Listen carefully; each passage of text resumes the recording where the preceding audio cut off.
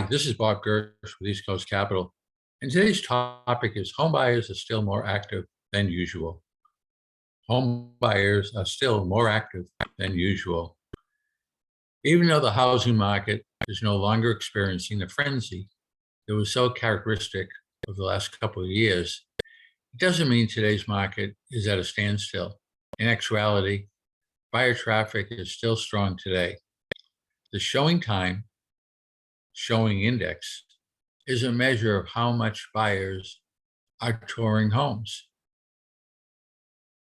The graph posted in my blog at askbobgersh.com uses that index to illustrate buyer activity trends over time to help put today in the proper perspective. It shows there's a seasonality in real estate. If you look at the last normal years in the market, there was a consistent pattern as buyer activity peaked in the first half of each year during the peak home buying season in the spring and slowed as each year came to a close. When the pandemic hit in March of 2020, that trend was disrupted as the market responded to the resulting uncertainty. From there, we entered the unicorn years of housing. This is when mortgage rates were record low and buyer demand was sky high. Similar seasonal trends still existed, even during that time, just at much higher levels. Now let's look at 2023. Traffic is down from the previous month. It's also lower than the peaks we saw in the unicorn years. But what's happening is just a steep drop off in demand. It's a slow return toward more normal seasonality. As the showing time report explains, showing traffic declined about 10% in May. This followed a typical seasonal pattern disrupted by the pandemic, but now beginning to return. And to highlight this isn't a drastic decline, let's zoom in.